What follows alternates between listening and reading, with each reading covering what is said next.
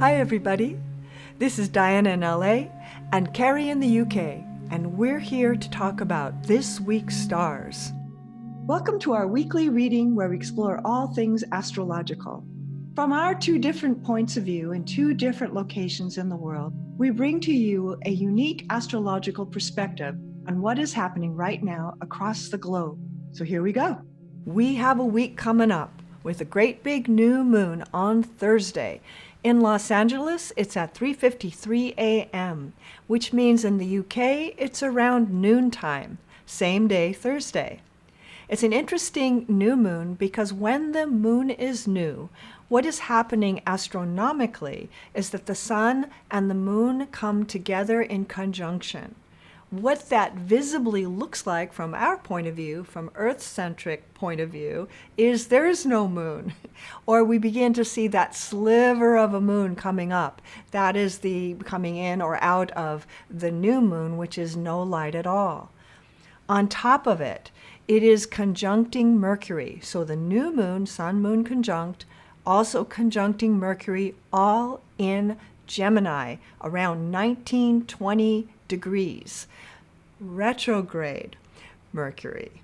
So that'll put a wrench in the works for sure. And it is definitely a time for reviewing everything.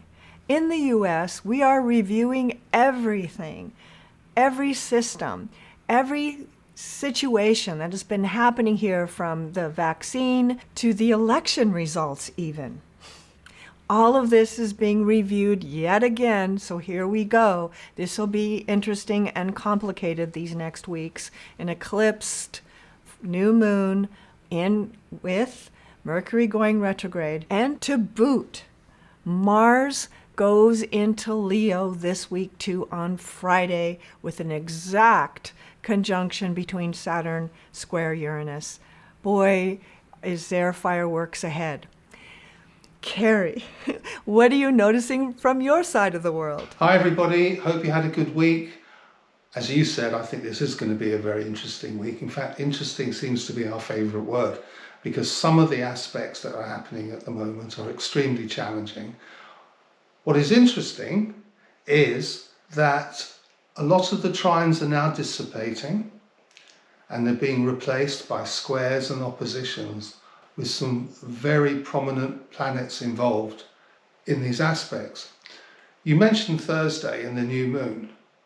So you've got the sun conjunct the moon, conjunct Mercury, but it's squaring Neptune. So there's a lot of miscommunication going on at the moment. A lot of people not understanding what's going on too well, because there's a huge emphasis on Mercury retrograde squaring Neptune. Right, so here we have an eclipse, a new moon, conjunct Mercury, retrograde, squaring Neptune. A lot can come out in this period of things that are being revealed. But what's true, what's not true, oh boy, it is going to be an interesting time of having to parse through a lot of data, probably in the media and even amongst ourselves, right, in our personal lives, being able to parse through all of that data, what is true and what is not true. And then on Friday, as you said before, Mars goes into Leo. That is absolutely huge, because it's the beginning of a very challenging time, challenging the structures of the world through unpredictability. So, for example, Mars goes into 0 degrees Leo, opposed the Biden administration's Sun, which is at 0 degrees Aquarius, and Saturn, which is at 3 degrees Aquarius, squaring Mars conjunct, their natal Mars conjunct Uranus. So, transiting Mars, squaring Mars conjunct Uranus, squaring the Sun conjunct Saturn. This is going to be a very challenging time for the current American administration. Yeah, talk about a powder keg.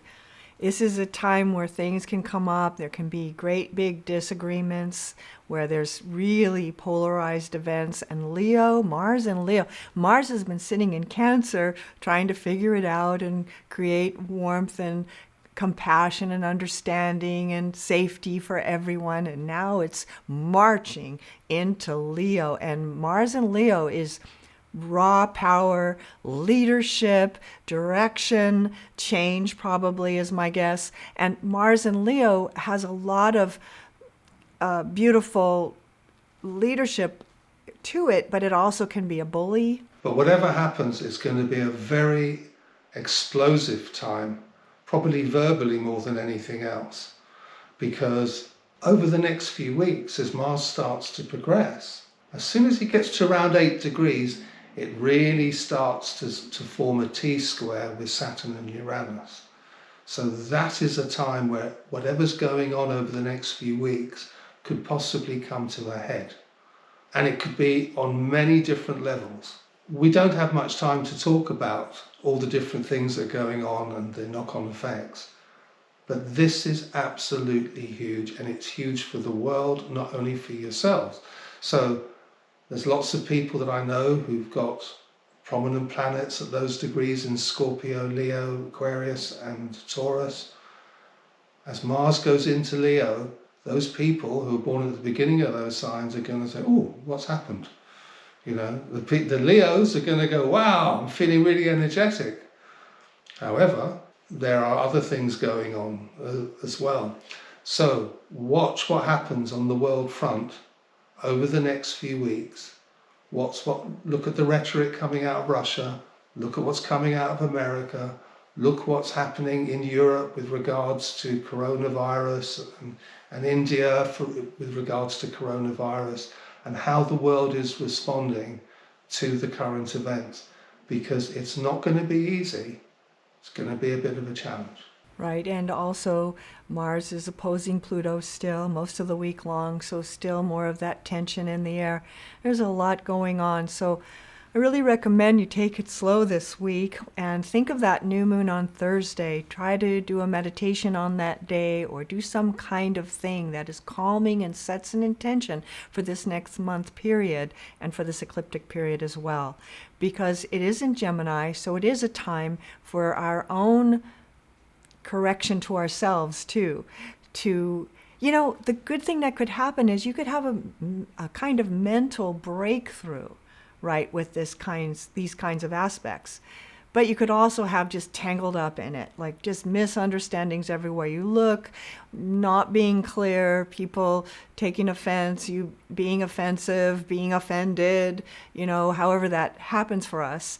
But it also can be a time of very, very mindful communications. And my favorite concept these days is the idea of nonviolent communications. How do we speak to each other in a way that helps each other rather than offends each other? And this is such a time where that is more important than usual when things are so sparky. Sparky is a good word, because that's exactly what it is. And as Mars continues on its journey, there's going to be a lot more sparks. There are other transits going on, which are really quite nice. So while Uranus is being severely challenged, Venus is sextiling it, so it's alleviating that a little bit. So there are some nice things going on. And, if you are born at the beginning of Aries or the beginning of Sagittarius, this is going to be a really nice time for you, because Mars is going to be trining your Sun. And if you happen to have any major planets at those degrees, Mars is going to have a really good influence on it. So it's not all bad, but on the world front, it's a bit of a challenge. Right. And we've been feeling this coming for a long time, since really all of last year and this year as well. These things have been building, and they will be building through the summer, even more so. So it'll be interesting to see what actually transpires. It's important to remember, like Cary just said, that how this affects you personally can be so different.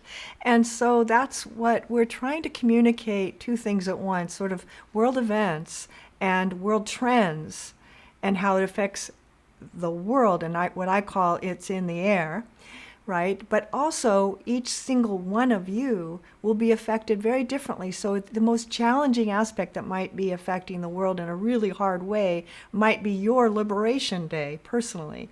And it's good to keep remembering that, because that depends on your chart and your exact degrees and how it influences your chart. So keep that in mind. And if you do know a little bit of astrology, you can start to poke around your chart and get to know it to see what's triggering what. Is it making a trine? That's a good thing. If it's making an opposition, that's a harder thing, right? So we're always looking at that. And even sometimes oppositions, like in my chart, because I don't have any oppositions, actually stimulate me. So again, the reader, right, is the one that can sort of guide you through your chart, or as you get to know your chart, you start to learn these things, because as difficult as these patterns are right now and will be for a while, it may not affect you in that way. So we'll see. We love to hear your comments and how you're experiencing these things. It's interesting for everyone because we're all learning together in this, and sort of we're all walking together through this